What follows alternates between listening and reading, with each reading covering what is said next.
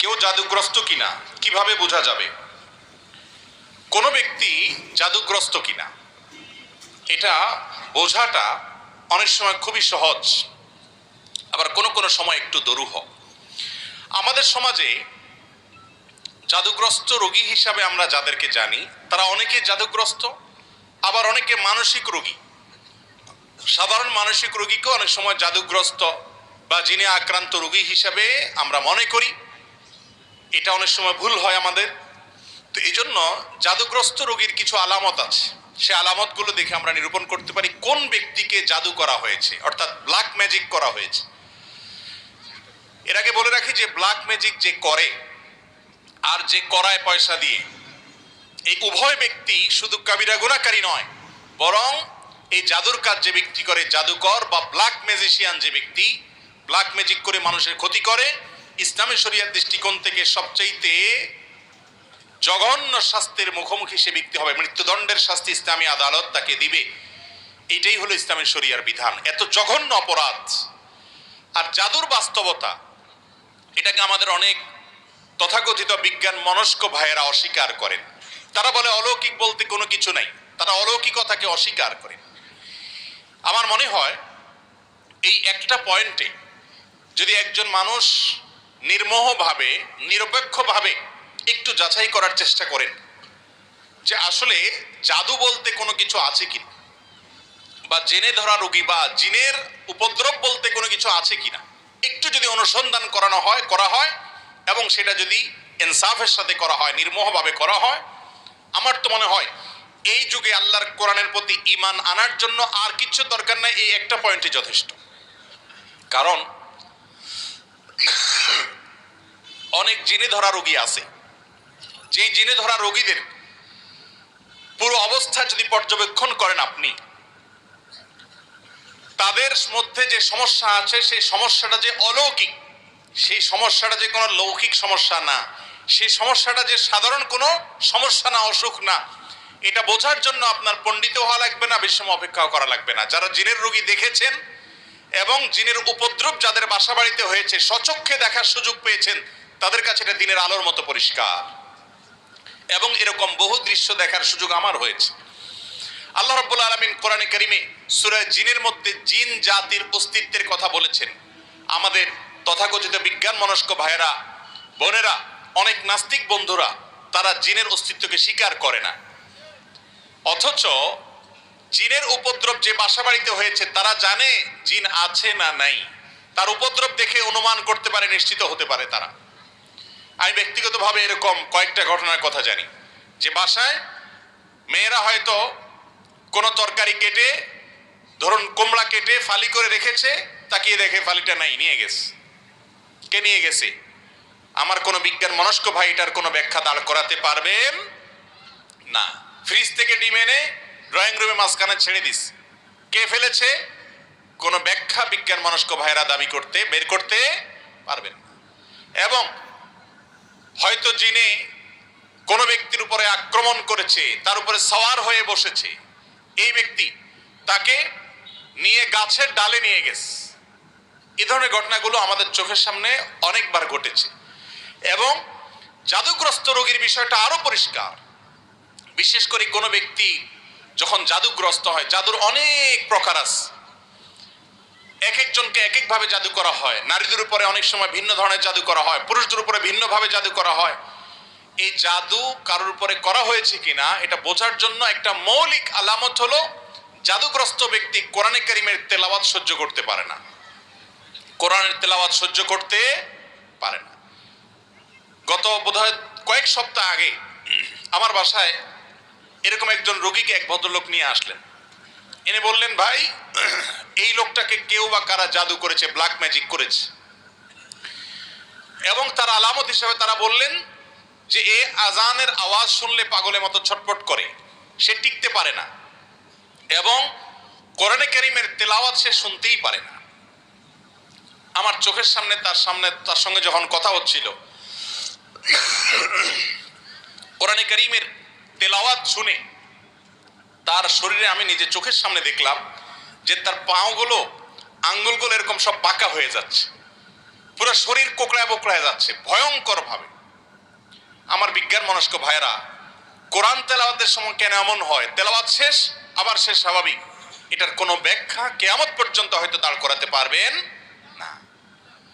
এই জাদুর অস্তিত্বকে অস্বীকার করার কোনো সুযোগ নেই। কোরআনে কারীমে আল্লাহ রাব্বুল আলামিন জাদুর অস্তিত্বের কথা উল্লেখ করেছেন, জিনের উপদ্রব হয় সে কথা আল্লাহ তাআলা কোরআনে উল্লেখ করেছেন।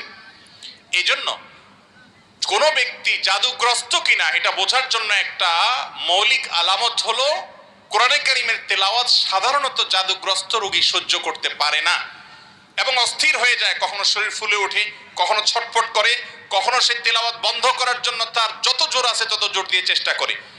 আমার পরিচিত অনেক মানুষ আছে এমন যাদের কথা জানি আমরা, কোরআন তেলাওয়াত তারা সহ্য করতে পারে না। তো এটা একটা আলামত যে লোকটাকে ব্ল্যাক ম্যাজিক করা হয়েছে। এরকম আরো বহু আলামত আছে। কখনো কখনো ব্ল্যাক ম্যাজিক করা হলে এই ব্যক্তি দিন দিন শুকায় যায়, খেতে পারে না, বাসার থেকে বের হতে পারে না, বিছানা থেকে উঠতেও পারে না ভালো করে। এমনিতে তার মধ্যে কোনো রোগ নেই। গত জুমার আগের জুমার সম্ভবত এরকম এক রোগীর কাছে এক ভদ্রলোক আমাকে নিয়ে গেলেন। তার দেশে দেশের বাইরে বিভিন্ন নামি দামি হাসপাতালে ট্রিটমেন্ট করেছে, অনেক বড় বড় ডাক্তার দেখিয়েছেন, তার কোনো রোগ ধরা পড়ে না, কোনো ডায়াগনোসিস হয় না। তার সমস্যা হলো তিনি বিছানা থেকে উঠতেই পারেন না, দুর্বল হয়ে পড়ে থাকেন এবং সমস্ত ট্রিটমেন্ট করার পর খোলাসা আসলো তার শরীরে আসলে তেমন কোনো রোগই নেই। ভাইরা আমার, এই ধরনের সমস্যা আজকাল আমাদের ঘরে ঘরে অহরহ হচ্ছে। তো এই জাদু যেটা দিন দিন আমাদের সমাজে বেড়ে চলেছে, মূলত এখানে শয়তানের আশ্রয় নেওয়া হয় এবং কুফরি কালাম পাঠ করা হয়। এগুলোর মাধ্যমে মানুষ মানুষের ক্ষতি করতে পারে। আল্লাহ রাব্বুল আলামিন সে অপশন রেখেছেন, এটা এক ধরনের পরীক্ষা, আল্লাহর বিভিন্ন হিকমা আছে এর পিছনে। তো যাই হোক, তো এই ধরনের জাদুগ্রস্ত ব্যক্তি যদি ধরা পড়ে, এই ব্যক্তির ট্রিটমেন্ট কি সেটা বলার আগে আরো কয়েকটা আলামত বলি। অনেক লোক আছে যাদের উপরে জিনের উপদ্রব হয়, জিন সাওয়ার হয়। জিন সাওয়ার হওয়ার একটা বড় আলামত হলো বেশি বেশি হাই তোলা, প্রয়োজনে অপ্রয়োজনে অনবরত হাই তুলতে থাকে। আমার নিয়ারেস্ট আত্মীয়কে, ছোট বাচ্চা মানুষ আমি দেখেছি যে অনবরত মিনিটে মিনিটে হাই কোনোভাবে বন্ধ করা যায় না, হা করে থাকে, সারাক্ষণ সে হাই তুলতে থাকে এবং তার ঝিমানি আসতে থাকে। এটা এক প্রকার আলামত দুষ্ট জিনের উপদ্রব কারোর উপরে হওয়া। এর পাশাপাশি চোখ দিয়ে অনবরত পানি পড়তে থাকার অনেক আলামত আছে, বিশেষ করে যারা সেগুলো ভালো বলতে পারবেন। আমি মৌলিক কয়েকটা আলামত বললাম, এই সম্পর্কে আমি এক্সপার্ট না, এই জন্য যেগুলো আমার চোখের সামনে দেখেছি বিভিন্ন অভিজ্ঞ ব্যক্তিরা অভিজ্ঞতার আলোকে লিখেছেন এবং বর্ণনা করেছেন, সেগুলো আরো কয়েকটা আলামত বললাম। জাদু থেকে বেঁচে থাকার জন্য সাধারণভাবে আমাদের আমল হলো সকাল সন্ধ্যার দোয়াগুলো বেশি বেশি করে পড়া। আমরা একটা ছোট্ট বই লিখেছি, সকাল রাসূলুল্লাহ সাল্লাল্লাহু আলাইহি ওয়াসাল্লামের সকাল সন্ধ্যার দোয়া ও জিকির। এই বইটা as-সুন্নাহ ফাউন্ডেশনে অর্ডার করে যে কোনো জায়গা থেকে পাওয়া যেতে পারে। এই বই ছাড়া আরো বিভিন্ন হিসনুল মুসলিম আছে, আরো বিভিন্ন বই আছে দোয়ার, সেগুলোতে সকালে এবং সন্ধ্যা নবী সাল্লাল্লাহু আলাইহি ওয়াসাল্লাম যে দোয়াগুলো পড়তেন, এর মধ্যে বিশেষ করে কয়েকটা দোয়ার কথা বলি।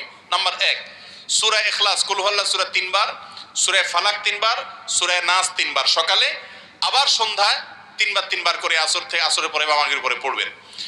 আরেকটা দোয়া হলো আউযু বিকালিমাতিল্লাহি তাম্মা ওয়া মিন শাররি কুল্লি শাইতানিন ওয়া হাম্মা ওয়া মিন কুল্লি আইনিন লাম্মা। এটা বেশি বেশি করে পড়া। এর মাধ্যমেও ব্ল্যাক ম্যাজিক এবং দুষ্টজনের উপদ্রব থেকে বাঁচা যায়। এছাড়া দুষ্টজনের উপদ্রব থেকে বাঁচার জন্য আলাদা অনেকগুলো আমল আছে। একটা ভিডিওতে আমরা বলেছি 15টি আমল আছে। বাসা বাড়িতে সাধারণত টয়লেটে এদের অবস্থানটা বেশি থাকে, পেশাব ময়লা ইত্যাদি বেশি থাকলে সেখানে থাকে, এবং নানা রকমের প্রাণীর ছবি ইত্যাদি টাঙানো থাকলে সেখানেও হয়, আরো অনেক কারণে হয়। এগুলো থেকে বাঁচার জন্য বাসায় প্রবেশের সঙ্গে বিসমিল্লাহ বলে প্রবেশ, আবার বের হওয়ার সময় বিসমিল্লাহ বলে বের হওয়া, এগুলো হলো এদের উপদ্রব থেকে বাঁচার উপায়। খাবার গ্রহণ করার সময় বিসমিল্লাহ এবং যে কোনো ভালো কাজের শুরুতে বিসমিল্লাহ। এরকম আরো অনেক আমল আছে। এই আমলগুলোর মাধ্যমে বিশেষ করে জাদু থেকে বাঁচার জন্য সূরা ফালাক নাস নাজিল হয়েছে। আমাদের সঙ্গ নবী করিম সাল্লাল্লাহু আলাইহি সাল্লাম তাকে একজন ইহুদি, তার নাম ছিল লাবিদ ইবনে আসম, এই দুষ্ট লোকটা জাদু করেছে। নবী সাল্লাল্লাহু আলাইহি সাল্লাম অসুস্থ হয়ে পড়েছেন, এমন অসুস্থতা যে কোনো ডাক্তারের ট্রিটমেন্টে কোনো উপকার হচ্ছে না, কোনোভাবে কোনো রোগ ধরা পড়ছে না। পরবর্তীতে আল্লাহ রাব্বুল আলামিন দুজন ফেরেশতা পাঠালেন। তারা দুজনের একজন তার পায়ের কাছে, আরেকজন মাথার কাছে দাঁড়িয়ে একজন অপরজনকে জিজ্ঞাসা করছেন লোকটার কি হয়েছে। তখন অপরজন জবাবে বলছেন তাকে জাদু করা হয়েছে, সাধারণ কোনো রোগ না। তখন জিজ্ঞেস করলেন যে কে জাদু করেছে, বললে অমুক জাদু করেছে নাম সহকারে। কি দিয়ে জাদু করেছে? তার চুল দিয়ে জাদু করেছে। কোথায় আছে? অমুক কূপের নিচে আছে। এর প্রেক্ষিতে ওই ফেরেশতা আবার জিজ্ঞাসা করলেন তাহলে এখন মুক্তির উপায় কি? তখন বললেন এই কুল হুয়াল্লাহু আহাদ, কুল আউযু বিরাব্বিল ফালাক, কুল আউযু বিরাব্বিন নাস। বিশেষ করে কুল আউযু বিরাব্বিল ফালাক এটা এবং কলরব্বিন নাস, এই দুটি সূরা জাদু থেকে মুক্তির জন্য অসম্ভব উপকারী আমল। আর কোন বাসায় এই ধরনের কোন উপদ্রব থাকলে সূরা বাকারা তেলাওয়াত করা সম্পর্কে হাদিসে নবী করিম সাল্লাল্লাহু আলাইহি ওয়াসাল্লাম বলেছেন, যে বাসায় সূরা বাকারা তেলাওয়াত করা হয় সে বাসায় দুষ্ট জিন বা শয়তানের উপদ্রব থাকে না। আল্লাহ তাআলা হেফাজত করেন। এবং এই আমলগুলো আল্লাহর কসম করে বলেছি, আমি ব্যক্তিগতভাবে বহুবার অ্যাপ্লাই করেছি, আমল করে দেখেছি, সাথে সাথে উপকার পাওয়া যায়। কোন সময় ছোট ছোট বাচ্চাদেরকে দেখবেন 2 বছর 3 বছরের বাচ্চা এমন অস্বাভাবিক আচরণ করে যে অস্বাভাবিক আচরণটা কোনো ব্যাখ্যা দিয়ে আপনি দাঁড় করাতে পারবেন। হঠাৎ করে সে পাগলামি এমন করে, সীমা ছাড়িয়ে পাগলামি করে, আপনি সাথে সাথে আউযু বিসমিল্লাহ পড়ে সূরা ফাতিহা পড়েন, সূরা ইখলাস, ফালাক এবং নাস, কুল হুয়াল্লাহু কুল আউযু বিরাব্বিন নাস, যতটুকু পারেন নিজে নিজে পড়েন, পড়ে তাকে ফু দেন। আউযু বিকালিমাতিল্লাহি তাম্মা অমিন শাররি কুল্লি শাইতানিন ওয়া হাম্মা অমিন কুল্লি আইনিল লাম্মা, দোয়াটা পড়ে পারলে ফু দেন। এবং আর কিছু না পারেন অন্তত 3 কুল পড়ে পড়ে ফু দেন। সাথে সাথে ইনশাআল্লাহ আপনি দুষ্টজনের উপদ্রব থেকে বাঁচার আলামত নমুনা পাবেন। আর কিছু না পারেন সূরা বাকারার তেলাওয়াত, কোরআনে কারীমের তেলাওয়াত অনলাইন থেকে ইউটিউব থেকে খুঁজে বের করে চালু করে দেন। সাথে সাথে দেখবেন যদি ওই জাতীয় সমস্যা হয়ে থাকে, দেখবেন সে শান্ত হয়ে গেছে। এবং এটাও ব্যক্তিগতভাবে আমি বহুবার আমল করে দেখেছি। অতএব ব্ল্যাক ম্যাজিক এখন ঘরে ঘরে, দুষ্টজনের উপদ্রব এখন ঘরে ঘরে, যারা সাফার করছে তারা জানেন। আমাদের সবাইকে নবী করিম সাল্লাল্লাহু আলাইহি ওয়াসাল্লামের শেখানো আমলগুলো করতে হবে। আর ব্ল্যাক ম্যাজিকের ট্রিটমেন্টের নামে যা হয় আমাদের দেশে, বিশেষ করে কবিরাজরা যা করে, এদের বেশিরভাগই হলো বাটপার কিসিমের, এদের বেশিরভাগ হলো প্রতারক কিসিমের। এদেরকে বোঝা বড় কঠিন। বিশেষ করে যেই লোকগুলো অনেক মোটা অঙ্ক হাঁকাবে এবং ওই 7 ঘাটে পানি 14 ঘাট 14 পুকুরের থেকে অমুকটা তমুকটা, কালো ছাগল, কালো মোরগ, এগুলো আলামত খারাপ। কোরআনে কারীম থেকে সরাসরি যারা ট্রিটমেন্ট করে, এই ট্রিটমেন্টগুলোই সাধারণত হয়ে থাকে সঠিক এবং যথার্থ ট্রিটমেন্ট। এরকম ঝাড়ফুঁকালা মানুষ অবশ্যই খুঁজে পাওয়া অনেক কঠিন হয়। আল্লাহ রাব্বুল আলামিন ব্ল্যাক ম্যাজিক সহ জাতীয় যত সমস্যা আছে এগুলো থেকে আমাদেরকে বেঁচে থাকার তৌফিক দান করুন।